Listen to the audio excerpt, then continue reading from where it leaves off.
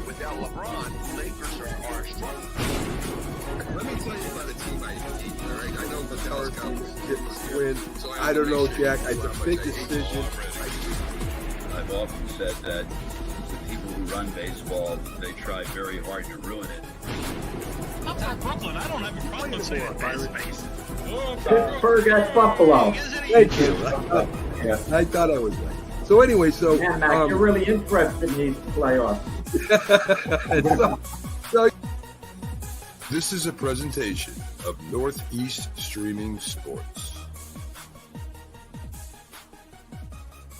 Good morning. You're listening to the Mac and Jack Sports Show on Northeast Streaming Sports.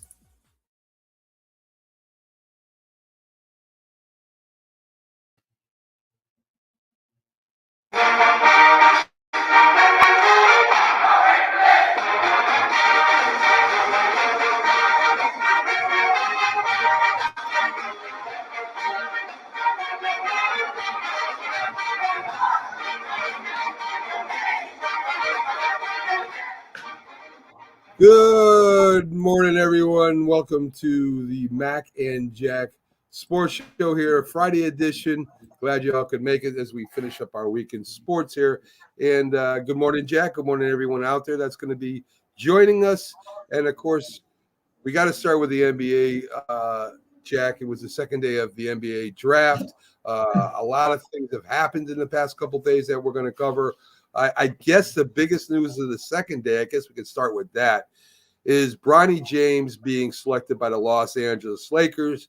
He's going to be with his father, the first time in history a son and father played together on a team. I don't know if Bronny will be playing that much this year. It's another headache for J.J. Redick, who's going to be coaching this team on whether he'll be ready to play or not, as the Laker fans will probably be, and the news will probably be bugging him all the time, when is Bronny going to play? So it's just one more headache for him. And we'll talk about that. We'll talk about what the locker room interaction would be with a new player like Bronny James having a father like LeBron James. So first, Jack, go ahead. Yeah, I mean, I don't know. He was taken number 55 overall in the draft. And once you're picking number 55, this isn't the NFL, Mac, where a second-round draft choice is probably going to start, if not immediately, absolutely eventually, that you have to make good on a second-round selection, that if a second-round selection doesn't make it, it means you've really drafted badly. You're taking a chance. I mean, you don't have much to lose with that. So as far as Bronny James went, fine. They took him number 55. If it makes LeBron happy, that's reason enough to pick him. LeBron has paid his dues with the Lakers. They've won a championship, but more importantly, they want LeBron James to remain a Laker. Okay, he can opt out. He could become a free agent after the year or whatever, and they want him to remain committed to be a Laker basically for the rest of his career. He has a good relationship with the Laker organization, LeBron, and more importantly, he's still a high-impact player. He's still a leader there on the court. So you take Bronny James. The problem with Bronny James might eventually be that as time goes along for J.J. Redick, how much you're going to play him. You could glue him to the bench in the beginning of the year. You could glue him to the bench basically the first half of the year and work him hard in practice, let him come along. But eventually LeBron's going to want him to get to play more and more. And we're going to see what's what. What happens if J.J. Redick is snapping at Bronny, over a certain play because he missed an assignment? I'm not sure what J.J. Redick's coaching style is going to be. Is LeBron going to detach himself from it the way he would with other players? Is he going to tell J.J. Redick to basically cut it out because it's his son? I don't know how much LeBron James could detach himself from the situation right now. Well, welcome in Keith Engel from DGI Sports Talk. Great Morning, guys. Keith, we're leading off with Bronny James just because we have to. We're obligated by every sports outlet in the country to talk about him. Listen, if I'm a new coach, I'm going into not probably, but one of the greatest basketball organizations in the history of basketball. Them and the Celtics have got to be the top two, and the list. The other teams are way down on the ring, I think there. And now we have Bronny James that hasn't played a full college basketball season. This is going to be a lot of wondering whether he can really become a good basketball player, because we just don't know. They say, well, he can work with the team. Well, he's been working with LeBron James all his life as a kid, playing against him, practicing with him. And he's got the heart condition, and LeBron James is a icon. I mean, let's face it, the guy is one of the greatest of all time. He's a leader of your team, and he has a son there who he's very protective of. We've seen him, in the media protecting him constantly, and now he's coming to play with him. If I'm JJ Redick, I'm a little nervous. I'm going to be honest with you, because I don't know whether to be aggressive with him, as Jack says, or kind of lay off him, let LeBron take care of it. But it kind of puts you in an awkward position. And be my first-year coach, I wouldn't want that. It would be a headache to me. Yeah, I agree with you. There's a lot of different pieces to this in my mind. If I'm JJ Redick, it's a lose-lose situation. I mean, if I come in there and win, I'm winning because LeBron and everybody else was healthy and produced. And if I lose, it's going to be my fault. And now you got the dynamic between Bronny and LeBron. And you're right. I talked about this LeBron, fighting Bronny's fights for him this last year in the media and in different places. And I didn't think he was doing the kid any favors, and that's going to carry over here, even if it's just people's perception, right? Whether he plays, he probably shouldn't play. I mean, I've done a lot of times defending Bronny, because people think, listen, we don't know what Bronny is. Nobody knows what Bronny is. Nobody, because he hasn't played. But again, half a season last year, and you can't even count half of that because he was getting into basketball shape and, getting up to speed on the team. So LeBron could be a really good NBA player, or it could be a total bust, and nobody knows. So there's so many pieces here. And the biggest one is, LeBron wants to play with him. And if he thinks Bronny should be playing over somebody else, and that Laker bench wasn't very good last year, but I would bet most of them are probably better than Bronny James right today. And I'm rooting for the kid. I feel bad for Bronny in a lot of ways. He hasn't really done anything to get some of the angst that comes towards him. It's more because of that dynamic with his dad, I think.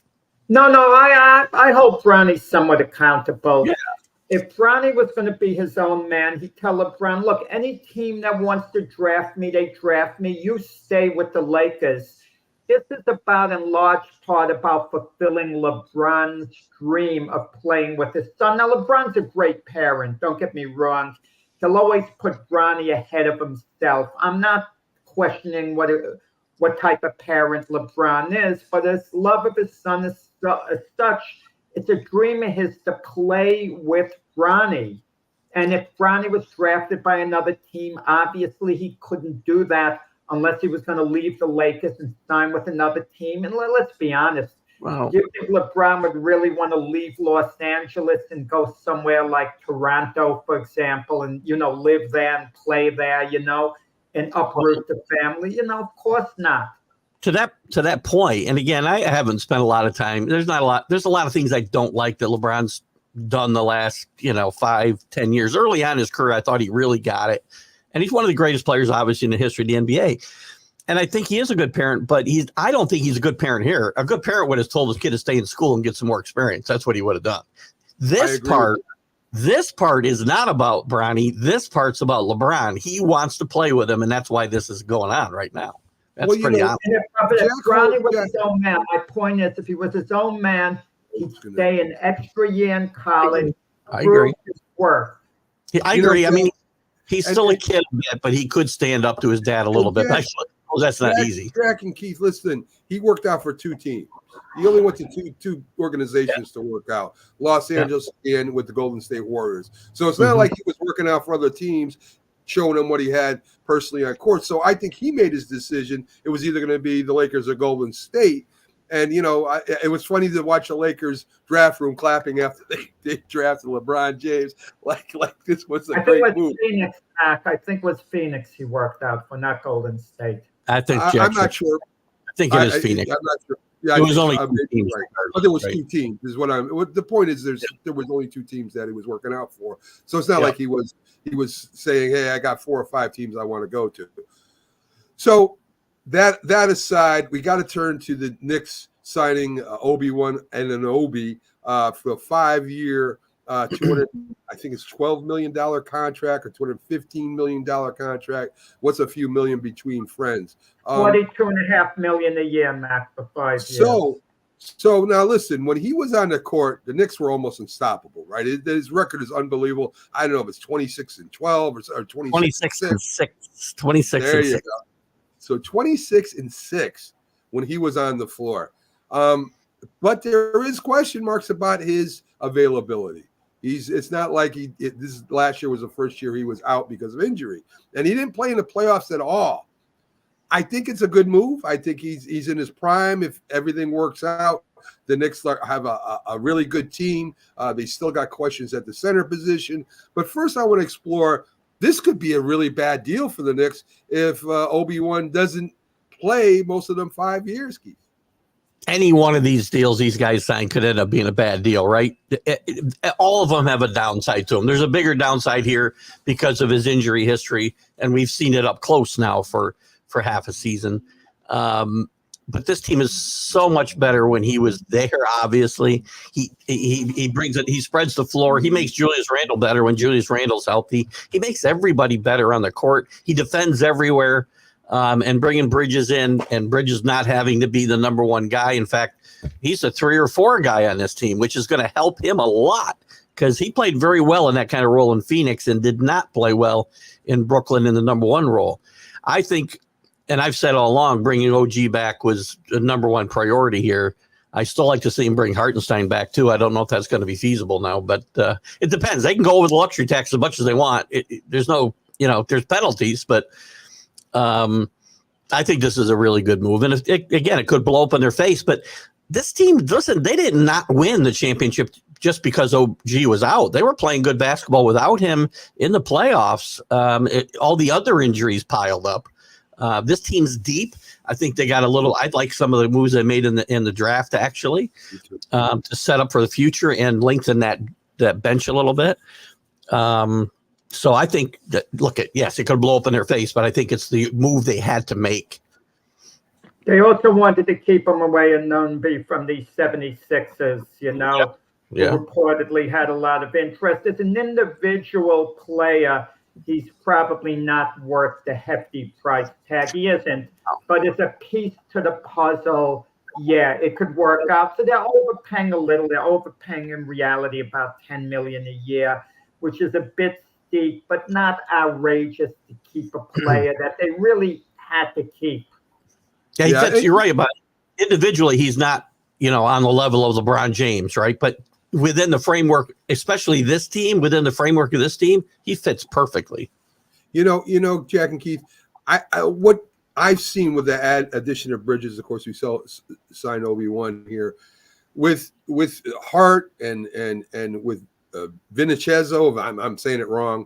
The connection with the Villanova championship team, they can move the 4 players. Center, not so much. I guess Randall could play center if he had to, but it gives them a little bit more. Bridges can move to small forward. And you got Hart there. Who is he part of the starting 5 or not? They have a lot more to mold, to move people around, maybe give people a rest. In day 2 of the draft, the Knicks kind of dressed a little bit, maybe giving Brunson a rest. They picked up 2 pretty good players there in the second. I love Tyler Kolek. I watch him play in the Big East, and I'm a Marquette fan, and this kid can play basketball. A little on the small side maybe, but he's 6'3". So, again, that wasn't small at one point. But he can shoot lights out. He can defend. He's a great passer. He will give Brunson some spelling time, and he can play off guard. He can play the off guard position too. So I like that move a lot. Yeah, You're with Hardenstein, they're trying to retain him, whether they could work out Mikal Bridges' contract. And he is an important piece, Hardenstein. It's easy to say, well, if they lose him, it's not a big deal. But in a certain sense, it is, because the chances of Mitch Robinson staying healthy the whole season is, it's kind of iffy. There's two pieces. There's that piece, Mitchell Robinson, and they got to bring one of them back, I would think. And Robinson's less likely to stay in the court. And Hartenstein brings more, I think, to the team the way it's structured. You saw in the playoffs, this kid, and I didn't realize it until playoff time. He handles the ball really well for a big man. He's a very good passer in the post there, and I like what he brings to this offense when he's on the floor. And look, they're all in to win. I don't think this team's afraid to go to that second level of the luxury tax, which is it's a heavy penalty, really, where you don't have that mid-level exemption to use. But are they going to need it? They're that deep. They probably aren't going to need to use that during the season anyway. And I don't see them making trades where they'd be limited to just one player in a trade. Yeah. So I still would go all out to get Hartenstein back in here. Well, even if they don't, there are other available free agents out there. Knicks have been linked a little bit to Drummond, who would be a great rebounder, decent scorer. He's kind of in the twilight years of his career. He's not in his prime, but he could help off the bench. I think the key there is Mitch Robinson. Again, the Knicks had so many injuries. He's got to get healthy, and I don't know how you do that sometimes. Maybe they got to work out more, stretch more. I don't know. But again, I think you might see Randall playing a little bit of center if they don't get Hartenstein this year. You mentioned Randall a couple of times, and Randall coming back healthy should help this team. But Randall's also going to have to accept a different role on this team that he's had in the past. I mean, he's not the man. He was already being phased out as a man with Brunson the way he stepped up. But he's going to be the third option here, most likely. Not every case, but in certain cases. Probably second option still over Mikal Bridges. Yeah. Probably still second option. I think behind OG myself. I think OG's the second guy myself. That's the guy I think is number two there. I think you got three guys that are going to kind of move around. And, well, as Max said, they can play all over the court. And I think as far as your 1, 2, 3, and 4 options, that's going to change from game to game and whatever. Who's hot, right? Who's hot? That's a little bit what they did last year when Josh Hart was hot. He became number two. I mean, they do have a lot of options. They got a lot more length at the guard that can play forward. I mean, what they did there was made their team a lot more versatile and harder to play. Deep and flexible, versatile, and this is all about beating the Celtics at their own game, and that's what this is all about. So it's going to be exciting if they can get this team together and keep it healthy. It's going to be a fun season next year for sure. It will be. Health is, of course, the key. But again, you got players that can play everywhere. Somebody gets nicked up a little bit and doesn't have to play 40 minutes or 45 minutes. Maybe this gives them a chance to heal faster too. So for the first time, not the first time, but very few times have you seen an outside the United States country get the first 2 drafts. France does it. Atlanta takes Richard Razacher. Dalton Razacher, I think it's a French, so I'm probably pronouncing it wrong. And Alex Starr, they both go 1 and 2. So you got 2 French players going 1 and 2. I think it's like the 3rd or 6th time, somewhere in there, that a country outside the United States has the first 2 picks. I think this is part of the global spread of NBA around the world, right? This is why you're getting players like this being drafted that high. I guess that would be it.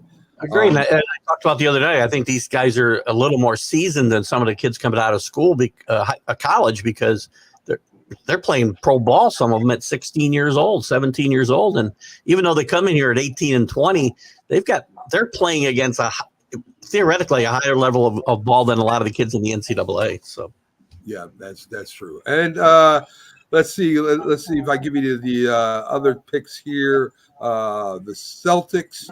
The second day of the draft, they got Baylor Shearman, and Philadelphia picked up Adam Bone.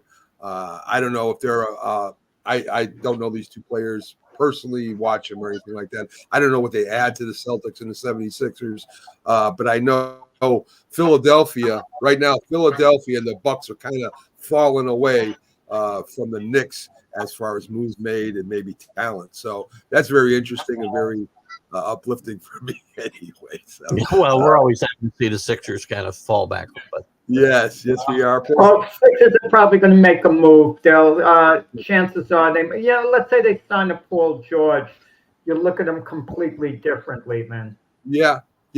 Latest thing I heard is Paul George may want to stay with the Clippers. So they may offer him what he wants. Porzingis out 5 to 6 months. This has always been the knock against Porzingis. He's good when he's on the court, but he's going to miss part of the opening of the NBA season. I don't know if he's worth it either. I mean, when he's on the court, a lot of people say that, he was one of the factors of the Celtics going ahead and winning that championship. Maybe so, maybe not. I mean, you could debate that. If you had another player that was almost as good as Porzingis, they probably would have won the championship anyway. And that's just my thoughts on it. I don't know if that's right or not, but that's what I feel as far as Porzingis goes. And let's see, anything else I got in the NBA? That's about it for the NBA, the draft. Knicks well, there's news. Klay Thompson that's going to surface on the news again pretty soon, whether he's going to come back to Golden State or not. Golden State has a predicament. They're going to make him an offer. They're not going to lowball him tremendously for what he's worth now, but they're basically going to give him a contract for what he can do now and going forward. But Klay Thompson's going to want to get paid like an elite player. He's thinking, well, I put in all my time with this franchise, but he's no longer an elite player. He's just a good sixth man. And Golden State might be somewhat generous for his current worth, but they're only going to go so far. And how badly does he want to stay as a Golden State Warrior? And what would the market be from otherwise? Would there be a desperate team that would really pay Klay Thompson big money? It would be a mistake. Could it be a team like the 76ers if Paul George re-ups with the Clippers? Would the Sixers then, pay him big money? I think it would be a mistake. But this drama with Klay Thompson and Golden State, let's see how it plays out. I get the feeling that Golden State is, like I said, is going to give him a viable offer. Then if he walks, at least they're going to say, we did what we can. And in a certain sense, I think Golden State wouldn't mind if he did walk. I think paying guys for what they've done is probably a thing of the past. It used to be, your last contract, you were getting paid on what you did, and that's as much of what you're going to do going forward, especially towards the end of it. Especially in the NBA, it's going to be very hard to do that. When you're giving out all these huge contracts to guys with potential, it's very hard to pay the guys that have given you something in the past. And Klay Thompson was a great player, and unfortunately, he's just never been the same player since he got hurt in the playoffs a few years ago. It's sad. I like Klay Thompson a lot, and I loved watching those Warrior teams play. Well, one more thing on the draft. Were you surprised that Zach Edey, where he went and where he was taken? I mean, he doesn't really fit the team that took him, Keith. They're a young, athletic, fast bunch, and yet they pick up maybe a tumbling kind of center, an old-fashioned center. I mean, I know he'll get rebounds. I know all that good stuff and maybe get you on a fast break, but he's sure not athletic. Yeah, exactly. Again, defense is what was going to we thought was going to keep him from being in the top 10 and maybe falling into the late teens. He's still a great player. He can be a role player when you want to have there's no better post-up player you're going to have than he's a good offensive player. I've always thought, and even in the NCAA, and I'd watch a tournament, as he started to play against better teams as the tournament goes on, let's say this year, even the past years, I kept thinking this guy, because I watch him and he does look like he plods, but he's more athletic than you think, but not enough, I don't think, for the NBA level. I think he's going to struggle defending a lot of these bigs who are fast. I mean, these guys are going out and playing it, they're not playing the post all the time. They got to go out and defend them on the perimeter, and that's not his game. So I think he's going to struggle. I'm a little surprised the team that took him as well. But I do think there's a place for Zach Edey to have a decent NBA career. I mean, we're not looking at a Hall of Fame career here, but I think he can be a productive player if he's used in the right role. You're right, Keith. At number nine, guys, It's a reach. you're taking a bit of a chance. Who It's a else are you going to take? There's no clear-cut alternative, at number 9. If it works out, great. If it doesn't, it's not the worst thing. It's not like taking Sam Bowie at number 2 ahead of Michael Jordan, where you have that tough decision. They're going number 9. There was no clear-cut player there for the Grizzlies to take. I could say that about the entire draft. I mean, there isn't a guy in this whole draft that I can say this guy's going to be a Hall of Famer. I mean, this is a very, I don't want to say weak because they're good players, but Mediocre. there's no standout player here there could be standout players here, but there's not a guy you look and you go, can't miss. Yeah. I don't think there's a guy there. I would agree with that. There's no Magic Johnson or Larry Bird in the draft. That's exactly. for sure. Exactly. I agree with that. So let's all get together. Misery loves company. Yankees have now lost 3-0. They got swept in the Subway Series. Their pitching is starting to kind of fall apart a little bit. I listen. The Mets are the hottest team in baseball in the month of June right now. I think they're like 15-4 or something ridiculous. Yeah. They're hitting their stride. They're finally making their move. The Yankees are kind of falling back a little bit, and they do have some problems at first base, as we saw last night. A great play by letting the ball roll all the way to the base before he picked it up and tagged the bag. Of course, the runner got in there safe. And listen, Keith, I mean, Baltimore, we're lucky Baltimore lost 5 in a row so that we can keep that lead. Baltimore finally turns around and wins one, and we'll see what happens. I mean, the Yankees have got to get this straightened up pretty soon. As excited as I've been, with the bet for a while, I don't think we have the best record anymore. I think maybe we do. I'm not even sure. Phillies might have gone by us. I would think they would have. That's the last week. As excited as I've been, there's been warning signs with the injuries, with Gleyber's play, which has been just awful. I mean, he's regressing in every part of the game. Rizzo has not really come back after last year's concussion issues. Third base is still an issue. Left field can be an issue. The bullpen at times. I mean, there's a lot of things to address here for the Yankees. Some of it will be addressed with guys coming back. Cole will get better than he was the other night. Hopefully, that was not pretty for him. But Gleyber can't see the field here. I've said this for a long while. They should have traded him while his value is higher.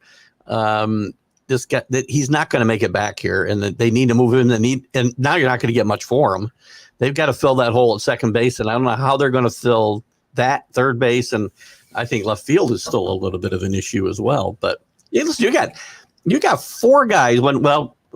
Counting Rizzo's replacements, you got 4 guys in that lineup that their on base percentage is 300 or below. That's terrible.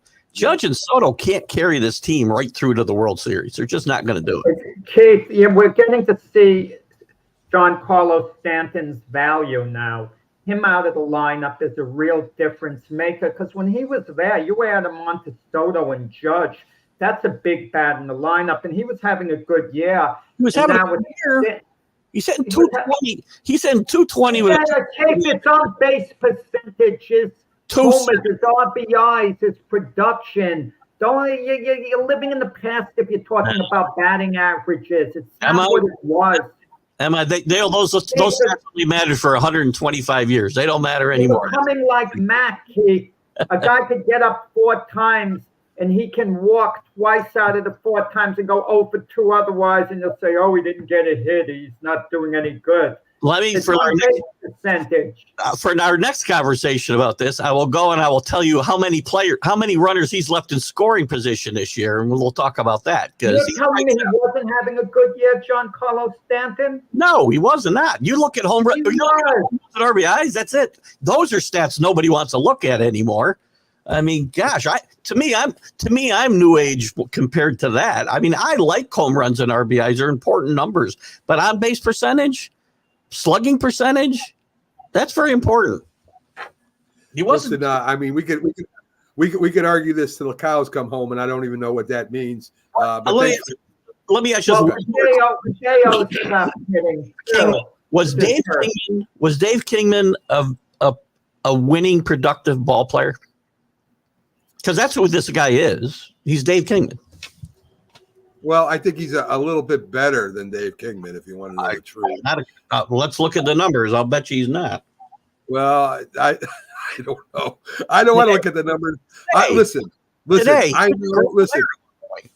Listen. And I know Keith's got to get out of here. Keith, Stan needs to come back for the Yankees offense to start kicking in again, as Jack said today. Well, I mean, the threat of Stanton is better than the guys we're throwing out there now. I mean, that lineup last night was sad looking. So I won't disagree. You need a back there. I just don't know if he's the guy. He's not going. DJ Mayo has got to start hitting. I mean, I know he was injured early in the year. Is he gassed out? Is he through? That's the question. Well, we don't know. I mean, maybe he starts putting it together again. This is 3 years, though, right? And injuries have played a part in it, but you can't just excuse it all weight injuries when it's 3 years in a row. That he has not really been that productive at the plate. Again, he's not nearly the player he was his first 2 years here. And I think Keith and Dr. Paul should have a show called The Yankees Stink. I think that would be a great show for them to Listen, I'm not saying they stink. I'm saying there are red flags. But you can't just get rid of players if you're getting nothing in return. It's easy to say get rid of Gleyber Torres. You're not going to get anything of value in return. He has an expiring contract. So you may as well keep him and hope he, puts it together again, rebounds. I mean, I'm not saying he will, I'm not saying he won't, but he has a good body of work throughout his major league career. But you're not going to get anything in return of value. That's what I mean. So you may as well hold on to him. Jack, as a boxing aficionado, you should know that hope is not a plan.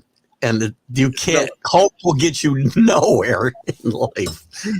I got to get you out of here. Jack is like an Italian mom. He'll keep staying as you're leaving the house. Thanks for stopping in, Keith. Have a great show over there. TGI Sports Talk host Keith Angle. Take it easy. All right, guys. Have a good day.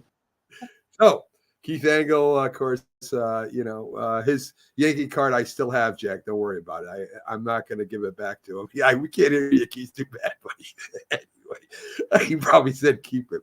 So he mentioned the Phillies. The Phillies, they pulled off something that hasn't happened since 1929, a 1-3-5 triple play. Lines to the pitcher Nola, throws it to Harper for the force, and the guy at third base decided that his name is McKinstry, decided to keep running home, so they tossed it over to third, and they had a triple play 1-3-5. So that happened, but something even more serious might have happened, Jack. Bryce Harper pulled his hammy a little bit running down the base paths. They're going to get it checked out.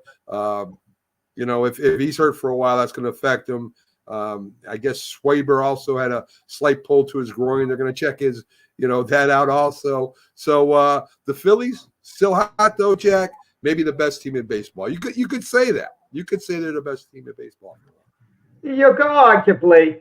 But I'm going to tell you something, Mac, and you'll laugh at me, and people laugh about this because they're used to players sitting in the dugout. Players cool off between being on the field, being in the dugout, and when you're running at close to top speed, your muscles have to be loose. You have to be really stretched out.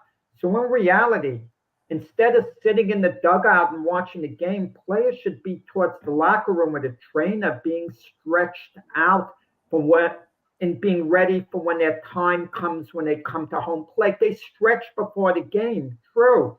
But then once the game begins, they're in the field. A lot of times they're just standing around in the field, and they're not really running, and they're not really moving much. And then all of a sudden you expect them to take this quick all-out burst of speed. That's how the injuries happen. So as boring as it might be to them, as annoying as it might be, you have to have a number of athletic trainers with them, basically backstage, stretching them out throughout the game as much as reasonably possible. I don't mean each moment. That would be insane. But to keep them as loose and as limber as possible. And that's not the case because they cool off, especially that's a long inning. If your team is up 20 minutes, let's say, during that inning, and you're just basically sitting there for the most part. And now it's your turn to be up, and you have to sprint to first base all out. Think of a sprint in the 100-meter dash. These guys are loosened up right before the race. Okay, you don't see them getting pulled hammies. I mean, it's rare, these sprinters, because of how they're stretched out in their warm-up. It should be the same thing with all athletes in speed sports. Basketball players, they do get pulled hamstrings, but it doesn't seem like they're getting it as much as baseball players, because once they stretch out, your starters, they're constantly moving. There's not enough time to really cool off. Yeah, it's a great point, Jack. And you really don't see a lot of pulled hammies by the outfielders, right, that are running around out there. I think they're pretty loose.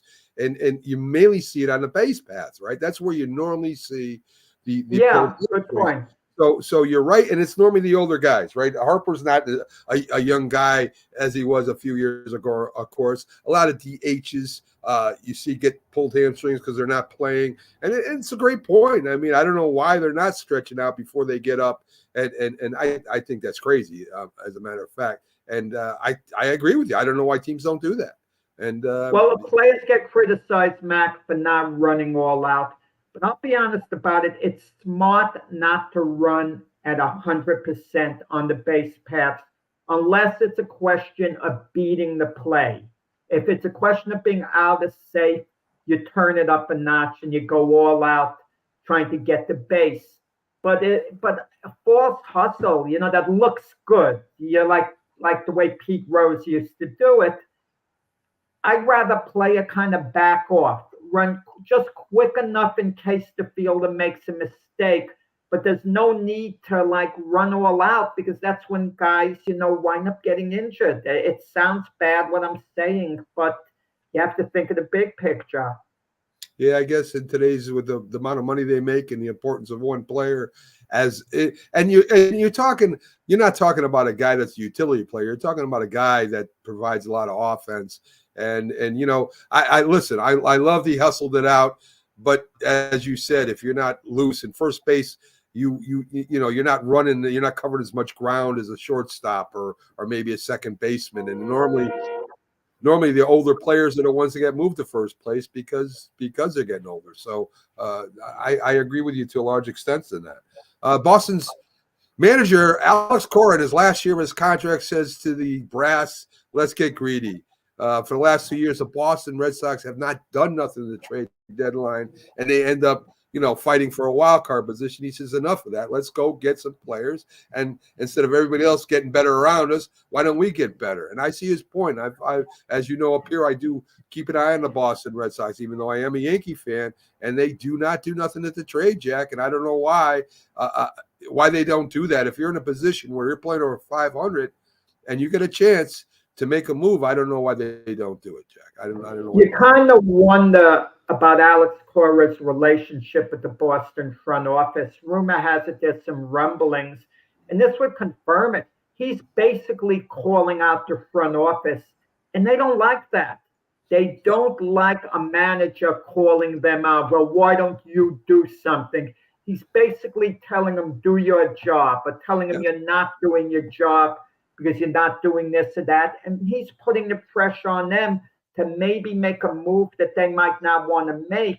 And they're probably thinking, Alex Cora, he was suspended by Major League Baseball for a year with that, sign stealing thing with the Houston Astros. But we brought him back. True, he was a World Series winning manager, but we brought him back for a second go round. And now he's acting this way. And Alex Cora, maybe there's a certain arrogance. He's thinking, well, if they fire me, I'm going to get a job elsewhere. Don't be so sure. Don't be so sure you're going to get a job anywhere if you're Alex Cora. You'll have a good chance you will, because you have a good reputation. But reputation itself doesn't always cut it. I mean, look at Carlos Beltran. He hasn't wound up getting a second chance, okay? After he had to get let go as manager of the Mets with the sign stealing thing when all that came out. AJ Finch did get a second chance. He's with the Tigers. But, other GMs around the league, they might be noticing this, and they don't want a manager who's ever going to call them out. Yeah, listen, if I'm in my last year of my contract, I don't know if they're going to sign me again or not. I'm a lot less worried about this. And listen, I think Alex Cora, his resume is a lot better than Beltran's. I mean, he's a World Series winning manager, and he'll get a job, Jack. There's no doubt about it. I would think there would probably be at least 10 teams that would want him to be their I won't go that far. Odds are he would get a job somewhere. It depends how the Red Sox finish the year, too. If the Red Sox make the playoffs and they don't retain him, I mean, he'll get job interviews, but the teams are going to have to ask, well, why did they move on from him? I mean, what's the reason?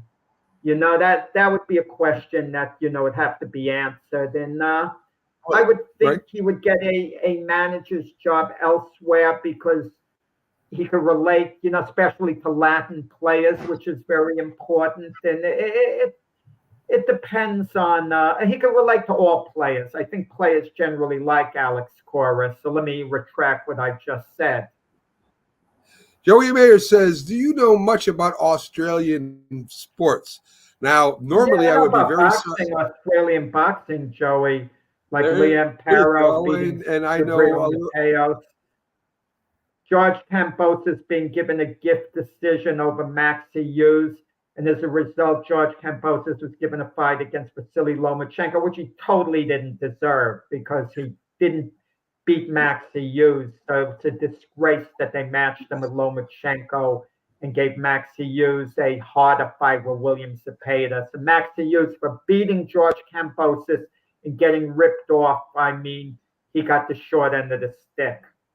Only in boxing you get stuff like that. So there you go. Boxing, I've watched Australian football in the past. It's a very entertaining sport. I've never watched the National Kangaroo Boxing Championships. That's one sport I have never watched from Australia. But I heard that's entertaining too. I'm just joking with you, Joey. Listen, the Australian Open is one of the 4 big majors in tennis. You talk about Wimbledon, the French Open, the U.S. Open, and the Australian Open. So Australia's high impact in the world of tennis. Yes, you're very, very true. So we're going to get into Australia's got great swimmers for the Olympics, Mac. Yes, they got great swimmers. They do have great swimmers, and they also got those. I think the koala bears. Is that over there? The koala bears. There's some kind of bear that climbs a tree over there anyway. But let's get to the NFL now. Thanks for the comment. Great 400-meter women's runner. Famous. For some reason, her name escapes me this second. I mean, she's tremendous. And Australia did host the Olympics where she won there. And of course, they got great rugby teams over there also. They're tough guys over there. But anyway, let's get to our tough guys, the NFL. The supplemental draft was something that a lot of teams use to get a quarterback or a key player they thought they could work on to become a NFL starter. They've discontinued that, Jack. There hasn't been a player drafted in a supplemental draft for the last 5 years. The last one was defensive back Jalen Thompson from the Arizona Cardinals. Bernie Kosar was taken in the supplemental draft. Chris Carter was taken in the supplemental. There's been some very good players taken in the supplemental draft. But anyway, they're discontinuing it because of the lack of participation, I guess, because, like I said, no one has been taken the last 5 years in that. So that's gone. That's a little work off the draft team's board anyway. The Jacksonville Jaguars have signed a $1.4 billion agreement with the city of Jacksonville and stadium renovations. The owner came out and said they're 1-5 in last 6 games of the regular season that dropped them to 9-8 and missed the playoffs was a total organizational failure, Jack. Of course, there were injuries that happened like every team, one being the Trevor Lawrence. But they had a terrible running game. Their running game was one of the highest, I think it was second or third highest in the league of no yards gained. or a loss of yards. So their running game really was bad last year. They became one-dimensional, and of course, teams that become one-dimensional in NFL, you're doomed to lose games. So anyway, we'll see what Jacksonville does this year. Trevor Lawrence got a new contract. They'll be battling Houston for the top spot, Jack. The year before Houston was, the year before Jacksonville was in the playoffs and won a playoff game where they beat the Chargers, and they got off to a reasonably decent start before they faltered at the end of the year. And you would think Jacksonville would have built on their success from the year before last year, and they faltered down the stretch. So actually, it was a backward step for the organization rather than proving themselves to be one of the teams of the future, being on track to eventually go to a Super Bowl. They took a backward step. Kind of makes me think of the Houston Texans this year. They made the playoffs last year, and you're thinking, oh, Houston's taking the next step this year. C.J. Stroud's even going to be better. The rest of the team's going to be better. It doesn't always work that way. You can get the Houston Texans will take a step backwards and be 8-9, 9-8, not be any better than they were last year, even be slightly worse. It happens sometimes when a team overachieves. They set the bar higher, and people aren't interested in increments anymore. Like if you take a team, for example, let's name the Carolina Panthers. They were 2-15. If they go 6-11 next year, people are going to think, oh, they improved. Certain players are improving. They're fine with it. But if the Panthers go 10-7, that means they have to match that the following year. It can't be, we can't go 8-9 where you'd normally be happy with that if it came in increments.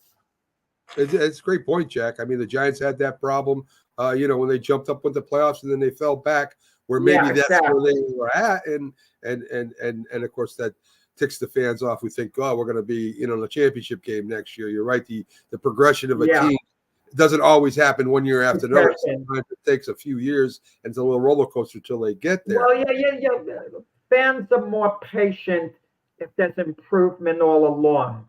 Okay. But if the team makes like I said, a dramatic improvement in 1 year, that's where the bar is now set. They can't slide backwards and be a couple of games worse. Fans just won't be content with that. It's a great point. Speaking of, we just talked about Trevor Lawrence and his big contract. There's a couple of quarterbacks out there. According to the Miami Herald, Omar Kelly's a writer down there, Tua is not going to get a contract like a Goff contract or a Lawrence contract. According to him, the Dolphins are dug in. And of course, Tua, this is last year Tua's contract. Jack, if you're the Dolphins, who are you going to put in Tua's place if Tua says, hey, guess what? There's a few teams out there that want me. Well, I mean, what are you going to do? You're gonna draft a rookie quarterback? I mean, I don't know what the Dolphins. I'm tired of these teams, Mac, wimping out. They're scared to take on their star players when they have the leverage. It's one thing you want to make a player happy, like the Chiefs, for example, with a Patrick Mahomes. I would never play hardball with Patrick Mahomes, for example, if it came down to a contract situation, because he's given so much to the organization and has so much still to give, and you want him in that leadership role. But with Tua, the Dolphins can hold firm. He has a contract this year, and you want to know something, Mac? They can franchise him next year if they want. Yeah. They can franchise him. So he's there the next couple of years. Let him stay healthy the next couple of years, and then they can offer him the mega deal. And if he doesn't want it, he can go elsewhere if a team's going to offer him the big money. I mean, the Miami Dolphins have an advantage here. Let's play out your scenario. Say the Dolphins do what they did last year. Say they make it to the playoffs. They don't make it to the Super Bowl. They get to the playoffs, though. And then the franchise tag comes up. Tua doesn't have to sign that, Jeff. Doesn't have to sign it. He's got to play. He can sit out. No, suspend me. Don't play me. I'm not playing. In fact, okay, if I let him retire. Let him retire. Matt, if I do play, I'm not going to play as well as I could. I'm going to get injured. There's a Matt, way to do it. there's Mac, a way, Mac, no, Jack, no, no. That's a, Mac, if he does that and doesn't perform at a very high level, he's never going to get the contract from another team. If Tua wants the mega deal eventually, he has to perform up to those standards. He can't play so and then expect to be in demand from another team. It doesn't work that way. He has to perform. I have a hamstring problem. I can't. Okay, then what other team's going to want him? He's proving he's injury prone. I'm just saying, He's proving it. all I'm saying is if Tua decides not to play, what's their other alternative? Who's it going to hurt more? It hurts both the Dolphins and it hurts Tua. So all I'm saying, Jack, and I agree with you. Listen, I hate that the teams don't use the power that they have. I do dislike that a lot. I think they're crazy in some certain instances. But in this instance, when this is your franchise quarterback, like it or not, that's what he is for the Dolphins right now. And he says, listen, I want a contract. And you say, well, I'm going to franchise tag you. There's going to be problems. There's going to be problems there, and you don't want that. As a Mac, I don't. There's going to be problems in that you have to deal with people like us in the media. That's what the Dolphins going to have to put up with. What's always going to be speculation, always talk. There's always going to be talk about Tua's contract, just as the Cowboys always have this talk about Dak Prescott's contract. Right.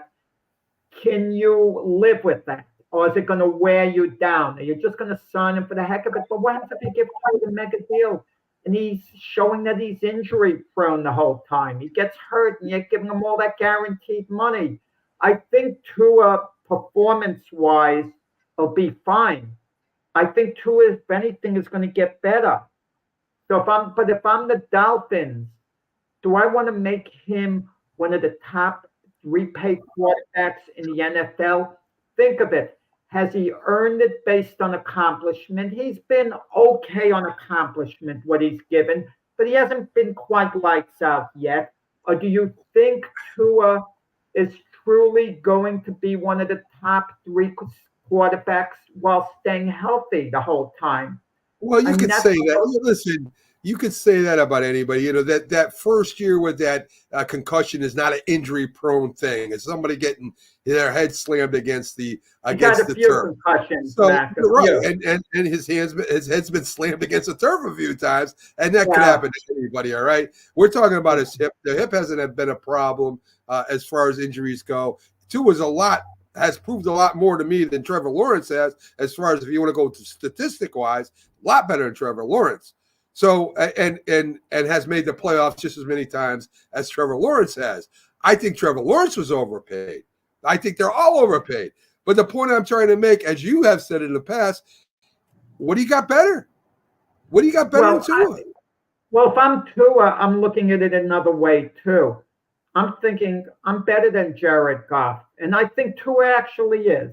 I mean, that'll be debatable. I know a lot of people say, well, Jared Goff took his team to the NFC Championship game, but he's taken the Ram team to the Super Bowl before that.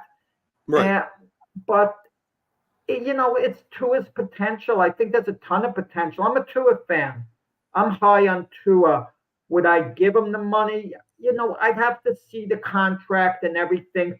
But the Dolphins ready to give Tua the ultimate commitment, And I might do it if I were them. I might do it, but I'd have to sit down and give it some serious thought. It's not a clear-cut decision for them to make. But if they're not sure about it, they do have to franchise tag next season. They do have that. And I think they can franchise him even a year after that. But the price goes way, way up. You know, it's not smart to franchise a quarterback 2 years in a row. That's a good point, too. The SB Awards are coming up. It's a big deal now. Of course, ESPN covers all sports everywhere. So they are the main sports channel. I got a couple categories. We ain't got a lot of time left that I got problems with, Jack. And you know, I think a lot of this is because of social pressures that they put certain people in certain categories where they don't belong. I'll give you an example, and you know my feelings on certain sports or so-called sports. Let's start with the first one that I got here, and that's the best men's athlete. You got Patrick Mahomes, Shohei Ohtani, Connor McDavid. Those are good. I think those are players that you could say might be best athletes of the year. The last person in there is a golfer, Scott Scheffler. Not a soccer player, not a basketball player where you've got to be athletic to play, but a golfer. And listen, I don't care if you walk 18 holes and you can drive the ball 300 yards or feet or whatever it is. A golfer is not an athlete compared to these other players. It's not an athlete compared to a basketball player or a soccer player. So I don't understand. I mean, I would be laughing if I'm Scott Scheffler. Even if I would be laughing. It's not even a track and field. I'm laughing now. I don't know, Mac. Yesterday's debate with Trump and Biden, they were arguing about their golf games. They weren't arguing about how they shoot a basketball, throw a football. You know, it was golf games. Yes. All right, here's another one for you. The best record-breaking performances of course, of last year. Christian McCaffrey, all right. And then you get to Caitlin Clark. And listen, she did break some she made history in college basketball. But when they say she broke Pistol Pete Maravich's record, enough of this nonsense. What I want them to do, if I was the head of the men's NCAA College Basketball Association, Jack, I would say I've had it. I want to put the UConn Huskies against the South Carolina, whatever they are, women's nationals, and we're going to have a game all out. And we're going to see if women can compete with men or should be even breaking any records of men. Two different games. It's ridiculous. Enough with saying she broke Pistol Pete's record. She did beat the college women's record. She did do that. She didn't play against men. Enough with this nonsense, Jack. I'm tired of the narrative. And this is being politically correct. This is being nonsense. So that's another one I got a problem with. So anyway. And the last one I want to talk to you about, and maybe it's close or not. Teravon Devere passing Mike Krasinski's all-time college basketball wins. Now, I guess that's a little, because at least it's a coach of a game. I guess you could say that, but it's still two different games, Jack.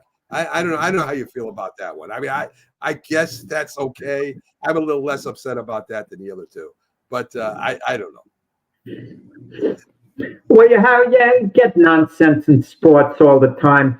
They had a press conference a couple of days ago in boxing. Anthony Joshua was fighting Daniel Dubois. Daniel Dubois was given the IBF World Heavyweight title, meaning Usyk is no longer the undisputed champion. He won all the belts last month, but like I said, only idiots get caught up in the term undisputed. I mean, it's completely idiotic because anyone who wins an undisputed title is going to get stripped, in a matter of weeks. So I'm comparing it to what you're talking about.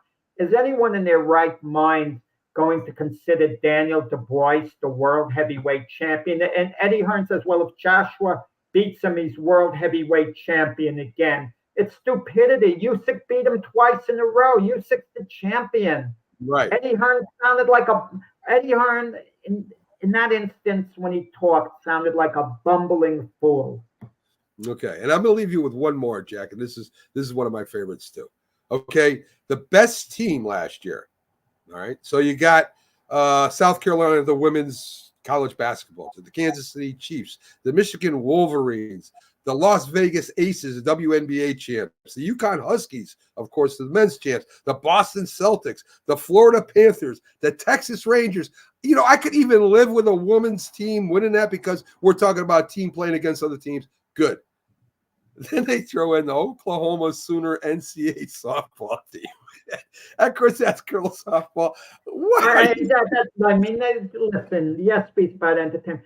We're living in a society where we're so sensitive about equal rights, fairness, this and that. So by trying to be fair, we become unfair. That's what happens in society. We lean over completely backwards to do what's politically correct because people are running scared. Yes, and softball's not an easy game. I'm not taking nothing away It's a from great game. girls. It's a great It's a game. hard How do you game. compare one to the other? You How do can't. you compare one to the other? You can't, Jack. That's the whole point of this. I mean, I don't. If you're gonna have categories, have real categories. Is all I'm saying, folks. Thanks. Tomorrow, sports memories as we talk about some great subjects tomorrow. The early '60s Yankees and the M&M boys. Jack will be touching on a little bit of Floyd Patterson, a great fighter in Foster. He'll be talking about a little bit for us, and of course, Muhammad Ali in the Olympics in the 1960s. And we'll talk a little bit about the rise of the Green Bay Packers, an unbelievable dynasty that happened in the 60s, starting in the early 60s. So have a great day. We'll see you tomorrow. Enjoy the great weather up here that's outside right now, and we'll see you soon, folks. Have a great day.